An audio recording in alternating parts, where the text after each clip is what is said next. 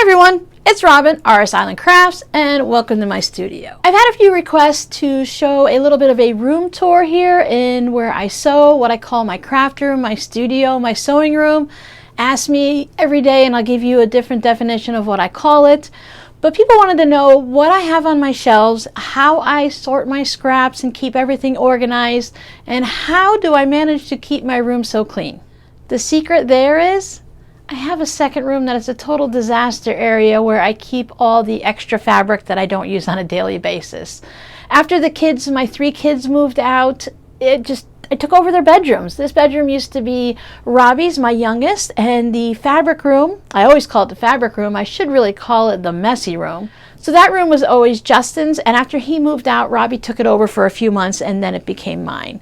At first I didn't feel comfortable spreading out in the house, but then I realized I live here alone. Who's going to complain? So let me show you how I have things set up. Things are very fluid in here. They've been changing little by little. Now you guys have seen my crumb curtain that has been here forever. That's not going to change. It's not finished. It doesn't have a backing on it. It doesn't have tabs or anything up at the top. It's just hanging out there on my window, and I love seeing it every morning. I love seeing how the light, when I don't have any of the overhead lights on or anything, the sun will come through in the morning and shine through and make this a stained glass. And I love it. After, 3-4 years I think it's been up now, I still love seeing it. See my little sewing machine right there? I'll show you more of that in a little bit, but that's where I sew. This is my bookcase of nothingness. I don't know what I'm going to use it for. The main purpose is this shelf right here where I keep my rulers, my scissors, rotary cutters, all those little things like that. Other than that, everything is just kind of there. It's been a catch-all for a few things. I just haven't figured out what I want there yet. So up at the top, some tissues. These are the little extra gifts that I stick in with the packages from Etsy. Robbie George, I always call him Robbie George, sometimes just Robbie, but Robbie George sent me this or brought me over this for Mother's Day. Some stuffies, and this is where I keep whatever I've made during the week so that hopefully I remember to show it to you. And then there's this shelf down here that's kind of just got stuff, and below that I keep a basket with all of my zippers. I have shown you these shelves before. This is basically my shipping station. The cats use this chair to climb up there so that they can look out the window and watch the birds and bathe in the sunlight, so that's their little jumping spot. And whenever you hear me talking about feeding s'moresies, I put a little pile of food right there for her. Now behind there is just some sewing things. I have some little bitty scraps for making fabric postcards and note cards and stuff. I have embroidery floss, so that is just stuff that doesn't need to be in here. Not necessarily, most of it doesn't, but it works, and I don't have anything else to put on those shelves anyway, so why not leave them as is? But what you guys really wanted to hear about is what I have going on here. Let's just start at the bottom really quick. This is my Juki sewing machine. It just needs to go into the shop and it needs a little bit of a tune-up and get cleaned up, so that's why it's sitting there. It's actually super protective cover. It's an old t-shirt. This is the cat's shelf where they have their catnip. That's what all is on the shelf there. These are the toys that I've either made or we've purchased for them, so they like to play around there. This is S'moresie's bed that she likes to lay on.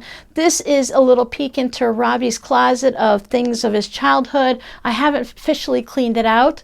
That's actually one of his JRTC boots. I use the other one to keep the door open. But just because you could peek, I just thought I'd let you know it's there. But over here, I keep one box of sewing threads. These are all the essential lines thread that I purchase at Connecting Threads or who have generously been sent to me. I have the Missouri Star threads that were donated, and then this container here contains all of the random like Walmart threads or Coats and Clark, and I use those for various projects. They are really great for using to make things like the fabric postcards and stuff like that. So many times I'll just use them as a bobbin thread for some type of a scrappy project that doesn't need to be worried about. I do keep everything separate like that because I know they're not 100% cotton, and I don't want to accidentally use those or the bobbin threads for something that goes in the microwave like a bowl cozy. This is my salvage container. It looks very, very empty, and it just about is. When it gets filled to the top, I go ahead and put it into, I take everything that's in that container and I put it into the fabric room where I have a larger bucket for the salvages just to keep everything all neat and organized. Now, way up top, these are just old bindings that I have in the container. Those are my quilting pins, the ones that have that little bend in it for when you're basting a quilt. These are all paper patterns, and those are the quilt boards that we've made. Then I just keep random things up here. I use them all the time. I don't mind going up top to grab them. This is, was in there, my address and the stamp pads and stuff like that.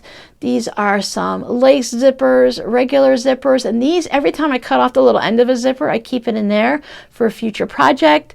I store my batting scraps and my fusible fleece scraps, and all of these containers contain things like scraps of batting that I've cut for fabric postcards go in here.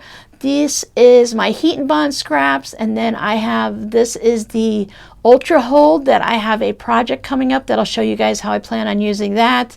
Then I have my lightweight interfacing and my heavyweight interfacing and stuff like that. You guys have seen this shelf many times. This is just where I keep all of my scrap fabrics. So they're all sorted by color. I keep my polka dot ones in the other room because I don't use those very often, so I don't need to have them in here. I like having this set up because when I'm over here behind the camera where you can't see it, where my sewing table is, as I'm cutting fabric for a project, let's say I'm making a zipper pouch, when I have a little strip of fabric left over, I can turn around and immediately put it into one of the colored containers. I have them sorted by black, white. This is more of a teal color. Then I have just gray, purple, pink, blue, yellow, brown, and goldish. Nope, that's green, that's brown and goldish, orange and red. And it just allows me to reach over there to grab something really quick. Now, in those scrap bins, people ask, how do I sort my scraps? You see how there's a little containers inside each one of these? Well, those has anything that's like a strip or a small piece, something that is not as long as this container and it is too small for a zipper pouch. So anything that's smaller than like a charm square. And then in the big container underneath it, it could be anything of a fat quarter that I've dug into and cut pieces out of so that it has just a half of a fat quarter or has a corner cut out of it. I only keep my fat quarters in the fat quarter container when they're brand new and nothing's been taken out of it. That way I know if I'm like, okay, there's a purple fat quarter I want, I know that it's 18 by 21 or whatever it happens to be, that there's not going to be a corner missing out of it. It's not going to be a half of one. So that could be partial of yardage. It could be, I don't keep my charm squares in there, but it could be any bit of a chunk of fabric up to a fat quarter in size. So if I'm making a zipper pouch and I want to have a gray lining, I know I can go right into this gray container and I will probably find a piece of fabric that's large enough for a lining. But when we're talking on this side, this is when the craziness starts to happen. This is when I have a variety of things. Now these containers are little quick projects.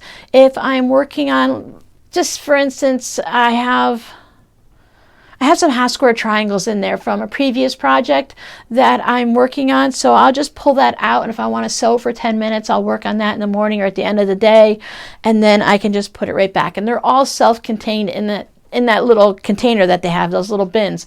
So I know where everything is. The extra pieces of fabric don't go floating around. They don't end up in the scrap bins or anything like that.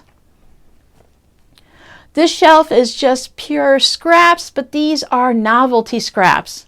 This bin has like thin strings, so if I'm going to do a string quilt or I just want to add a thin strip to a zipper pouch when I'm making a quilt as you go zipper pouch, I keep that in there. All novelties. You're not going to find a blue piece of fabric in there or a purple piece of fabric. It has flowers and animals and whatnot. This one here is more of a larger piece, like a novelty fabric that it would be closer to a fat quarter. It's not like, again, it's not a solid color. It doesn't read as a color, but if I want a larger piece to make something, I can go in there first before I go and cut yardage. Now let's say there's a Winnie the Pooh fabric in here. So it might be a 10 by 10 square, but I could still have 5 yards of Winnie the Pooh, that same fabric, in the fabric room. But I don't need to cut into that yardage if I only need a little charm square or something out of it, so I'll find that there. This is electronical stuff that doesn't count for anything. And here is, if I have a piece of fabric that looks like it would be amazing on a zipper pouch, that maybe there's a giant butterfly in the center or it has some quilty words on it, I put it in here. So whenever I want to make a zipper pouch, I'll pull this out, find some fun fabric in there, and then use that as a jumping point to either make a quilt as you go version, or if I just want to have one piece of fabric that's 9 by 5 and turn it into a zipper pouch. So anytime I'm cutting fabric and I have a large piece, even if it's a solid color, if this is a piece of purple fabric that is all purple, but it has some type of a design on it, I keep going back to butterflies because I know I have purple fabric with butterflies on it, it'll go in there. This is fabric that I've sewn together into like strip sets. They're usually like 1.5 inches, 1.25 inches. When I was making like the banners and everything up here, so all of this leftover pieces of fabric that I've sewn together is in there. So anytime I decide I want to sew something like that, or maybe I want to put a heart on a zipper pouch, I can go into here and I probably already have it sewn together in the color that I want. This container is the same as this container, it just has smaller bits in it. I can make zipper pouches out of this, or I can make a scrappy background for something. Maybe I want to make a wrist cuff or something like that. I can go into here and find a good piece of novelty type fabric. These are batiks that are smaller than a fat quarter. These are batik strips that are anywhere from maybe 1.5 inches up to 5 inches wide, but again, it is shorter than the container and nothing wider. That's my ham and my pressing thing. I use those for my tote bags. This container is full of little triangle cutoffs. If I'm making something and I'm cutting off from the binding, or I'm doing a stitch and flip and it's something that I'm not turning into a half square triangle, it's in there. Now those pieces could be anywhere from a triangle that is cut from like a 1 by 1 square all the way up to, I don't know, maybe 5 inches or something like that. I have a project I'm getting ready to start for that. I have 2 ideas that I'm going to start sewing on that. That's the birdie blocks that I'm working on. I have finished May's and I've started June's. I keep everything in that one little tray there so that when I want to sit down at night or for a few minutes in the morning, I can just pull this out and I know everything I need is in there.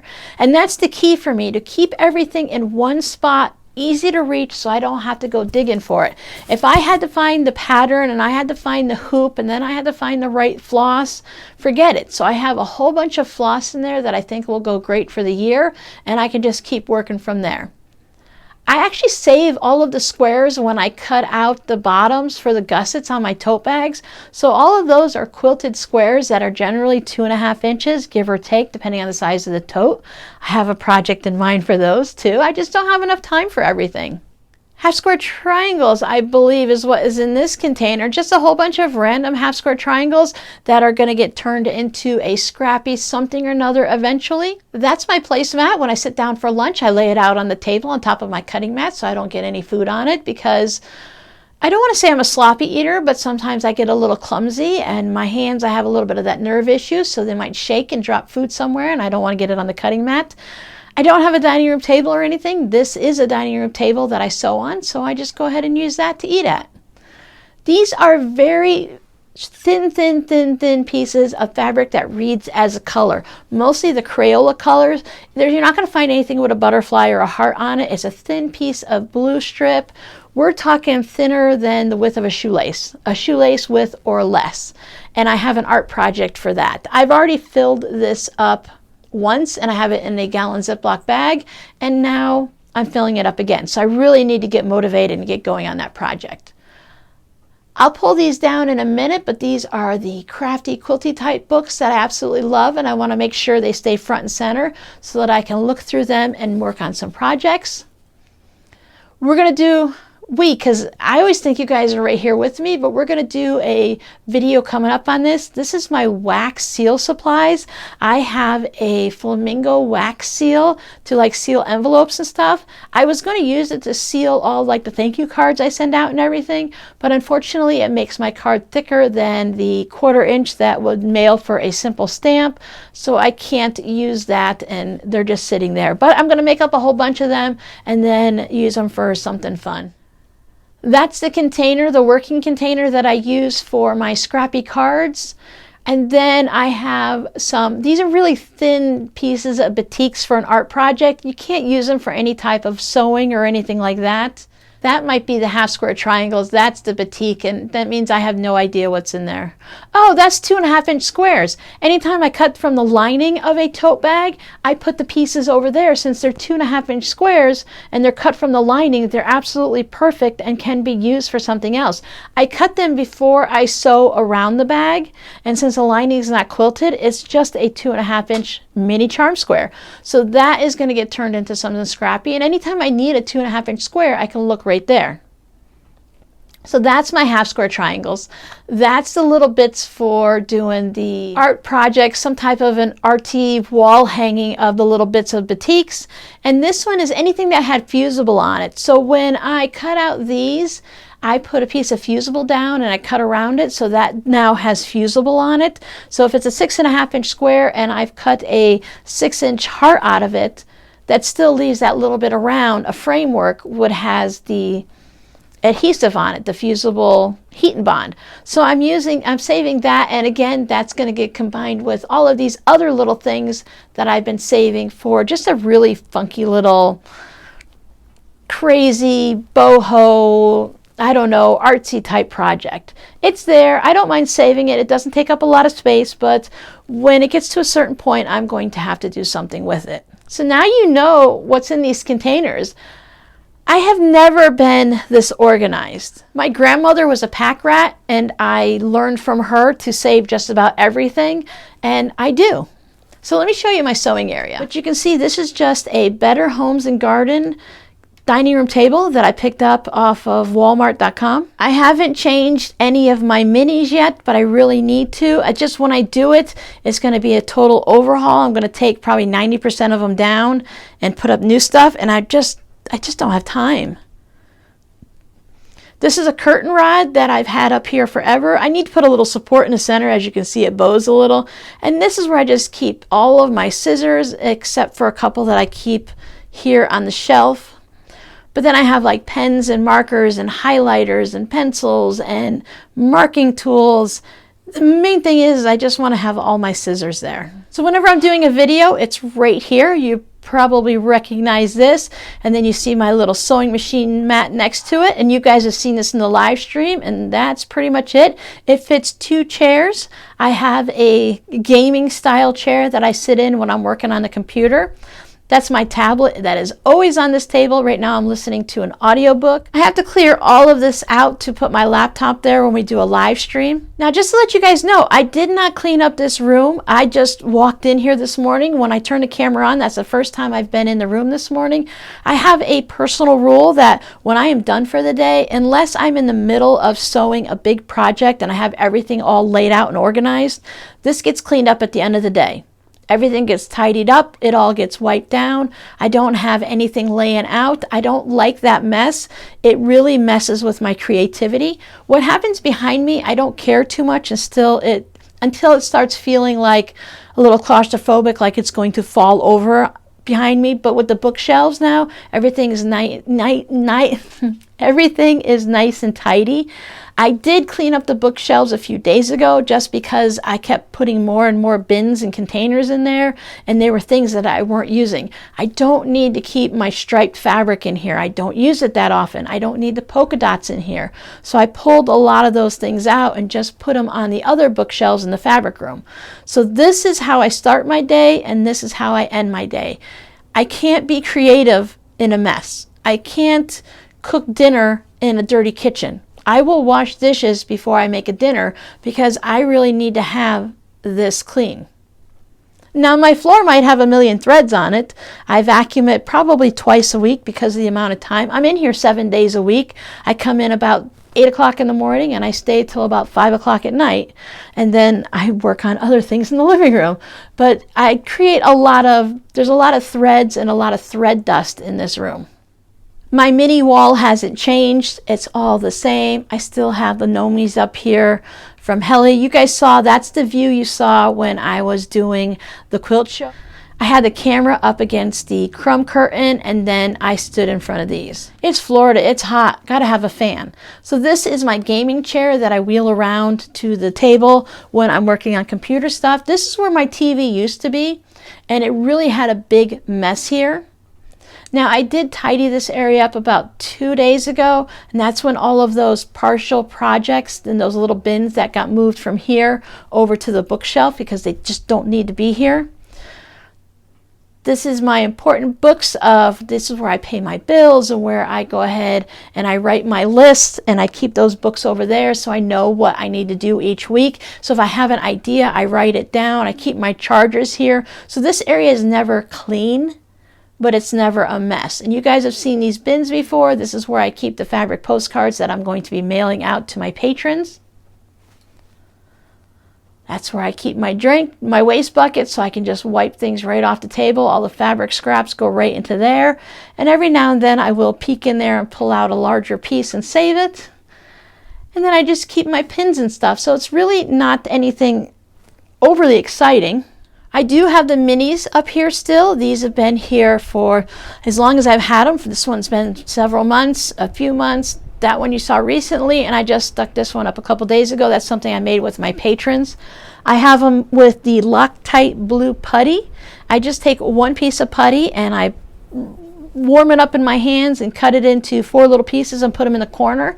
And then it stays on the wall for a very, very long time and I don't have to worry about it.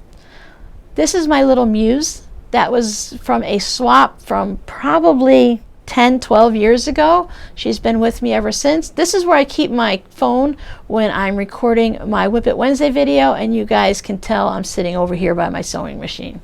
So there's my pressing station. This is just an old desk that Rob bought from one of his former bosses. So that was his sons for maybe 10, 12 years. And then it was Robbie's since he was like 8 and now he's 23. And this is where I keep all of I have the embroidery floss that's still in skeins. I have all of my things like the tassels and stuff like that. This is the weight I use for when I'm using my long iron, extra pressing boards, the cutting mats I use for batting. When I'm standing for a long time cutting, I put these shoes on. I also have a pair of slides that I wear. These are indoor shoes so that I know I have something to wear when I'm going around. Now all of these stickers actually came with the desk, so they are many, many years old. I think I skipped this shelf. This is just my batting that I have, and then these are some like the gridded interfacing and stuff like that, and some Timtex, whatever it is. It's a really sturdy type of interfacing stuff.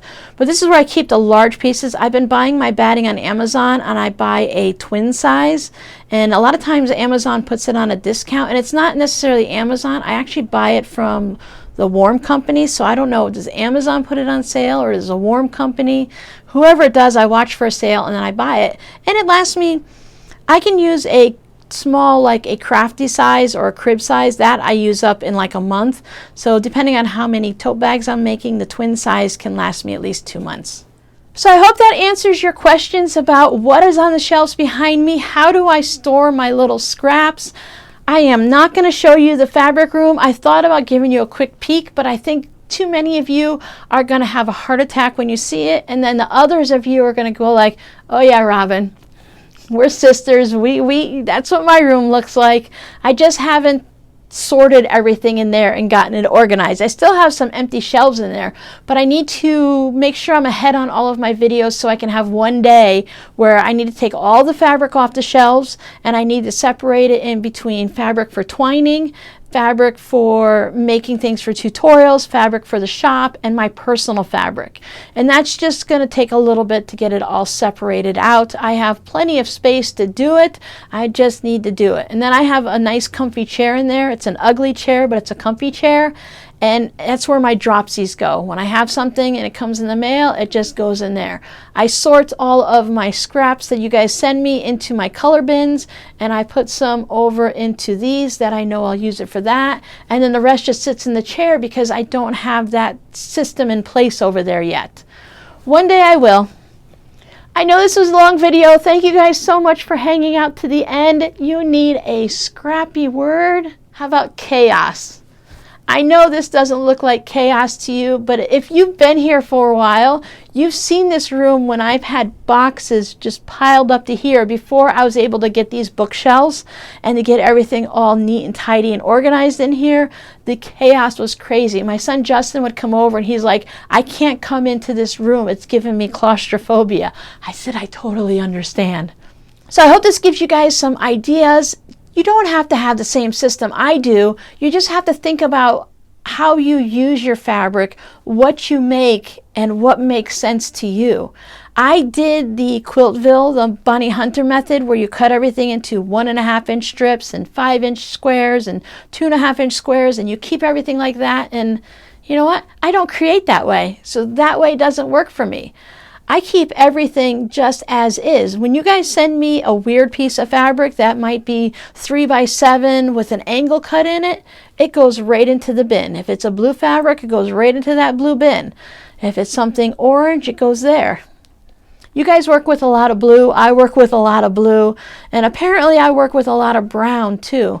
But not many of us work with the orange or the yellow or even the purple, because those bins are smaller and they're not even close to being full. But find what works for you. That's why I always say, know what you make and find what works for you. And I promise to show you the books I have. I think I'm going to do that in a separate video. My phone says my mouth has been running for 35 minutes, so this video is probably going to be at least a half hour long. So I will let you go and I will do a separate video for those books. Thanks for hanging out with me in my studio, craft room, sewing room. I'll see you guys next time. Bye.